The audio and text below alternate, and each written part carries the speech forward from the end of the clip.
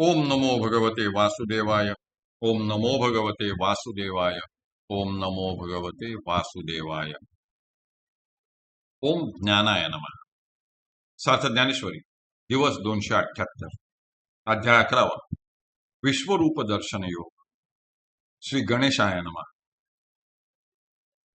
हे भगवन रुद्रादित्य वसव च ये साध्या च विश्वे अश्विनौ मरुतः च उष्मपः ये गंधर्व यक्ष आसुर सिद्ध संघा ते सर्वे विस्मिताः एव संतः वाम वीक्षन्ते।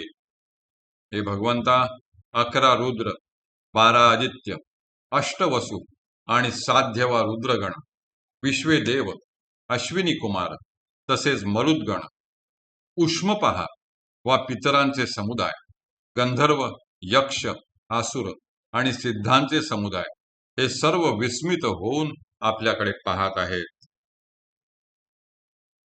हे रुद्रादित्यांचे मेळावे वसुहन साध्य आघवे अश्विनौ देव विश्वे देव विभवे वायुही हेजी अवधारा पितरहन गंधर्व पैल यक्ष यक्षरक्षोगण सर्व जी महेंद्र मुख्य देव का सिद्धादिक हे आघवेची आपुलालिया लोकी सोत्कंठित अवलोकी हे महामूर्ती दैविकी पाहात आहाती। मग पाहात पाहात प्रतिक्षणी विस्मित होऊन अंतःकरणी करीत निज मुकुटी ओवाळणी प्रभुजी तुझ ते जय जय घोष कलरवे स्वर्ग गाजविताती आघवे ठेवित ललाटावरी बरवे कर संपुट तिये विनय द्रुमाची ये आरवी सुर वाढली सात्विकांची माधवी म्हणून कर संपुट पल्लवी तू होतासी फळ। हे भगवंता हे रुद्र व आदित्य यांचे मेळावे म्हणजे समुदाय 8 वसु साध्य नावाचे सगळे देव अश्विनी कुमार वैभवयुक्त विश्वय देव आणि वायू देवता देखील अवधारा म्हणजे लक्ष देऊन ऐका तसेच पितृगण आणि गंधर्व पलीकडे असलेले यक्षगण व राक्षसगण आणि महाराज ज्यांच्यामध्ये महेंद्र मुख्य देव आहे असे देवगण आणि सिद्धादिक गण हे आघवेची म्हणजे सगळेच आपापल्या लोकी कंठित होऊन आपली दैवी महामूर्ती अवलोकन करीत आहेत म्हणजे न्याहाळून पाहत आहेत। हे प्रभुजी मग पाहत पाहत प्रत्येक क्षणी अंतःकरणात विस्मित होऊन व निज मुकुटी म्हणजे नतमस्तक होऊन ते तुम्हाला ओवाळीत आहेत। आपल्या जय जयकाराच्या मंजुळतेने आघवा स्वर्ग गाजवीत आहेत आणि कर संपुट म्हणजे आपले दोन्ही हात परवे म्हणजे चांगले जोडून ललाटावर ठेवून आपल्याला नमन करीत आहेत। त्या विनयरूपी द्रुमाच्या म्हणजे वृक्षाच्या आरवी म्हणजे वनामध्ये अष्टसात्विक भावांचा सुकाळ होऊन माधवी म्हणजे वसंत ऋतू अनुकूल झाला आणि म्हणून त्यांच्या दोन्ही हातांच्या उंजळीमध्ये फळ म्हणून तू प्राप्त झाला आहेस। हे महाबाहो बहुवक्त्र नेत्रम बहुबाहुरूपादम बहुउदरम बहुद्रष्टाम करालम ते महत रूपम दृष्ट्वा लोकाः प्रव्यथिताः सन्ति तथा अहम अपि प्रव्यथितः अस्मि।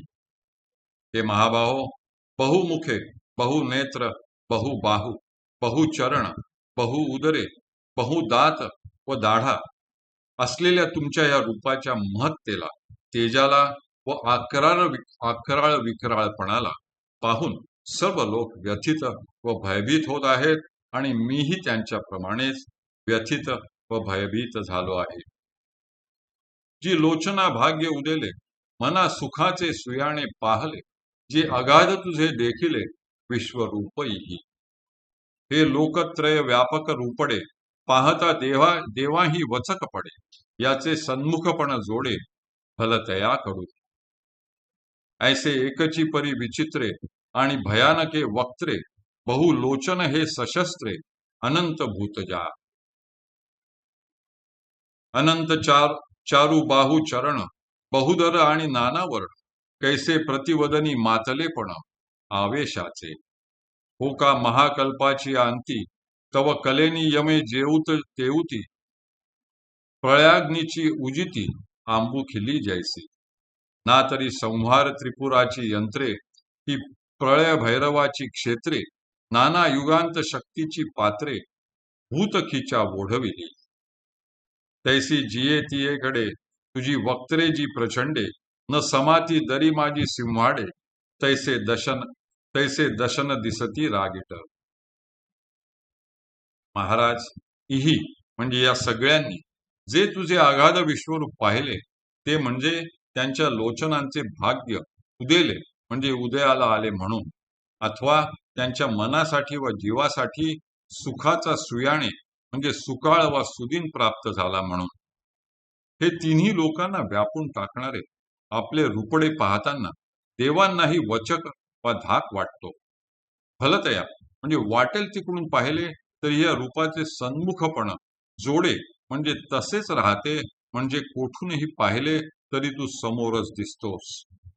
असे आपले हे एकच रूप आहे, परंतु त्याला विचित्र आणि भयानक वक्त्र मुखे आहेत, बहुलोचन आहेत आणि शस्त्रे धारण केलेल्या अनंत भुजा आहेत, अनंत सुंदर बाहू व चरण आहेत, बहु वा पुष्कळ उदरे आहेत आणि नाना वर्ण आहेत व प्रति म्हणजे प्रत्येक वदनी म्हणजे मुखाच्या ठिकाणी आवेशाचा मातलेपणा व मस्तवालपणा आहे.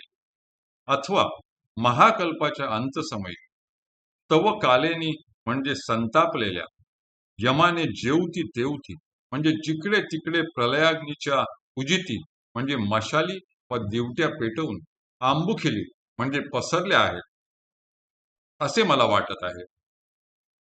ना तरी म्हणजे नाहीतर संहार करणाऱ्या त्रिपुरारीची यंत्रे वा शस्त्रे किंवा प्रळय भैरवाची क्षेत्रे म्हणजे जमाव किंवा युगांत शक्तीची म्हणजे संहार करणाऱ्या जगदंबेची पात्रे भूतखीच्या म्हणजे भूतांचा नाश करण्याकरिता ओढविली म्हणजे सरसावली असावी.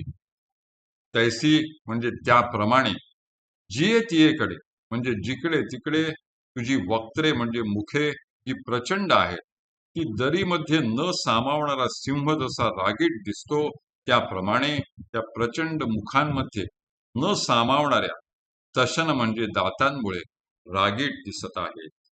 हरिहि ओम, हरिहि ओम, हरिहि ओम. हरये नमः, हरये नमः, हरये नमः.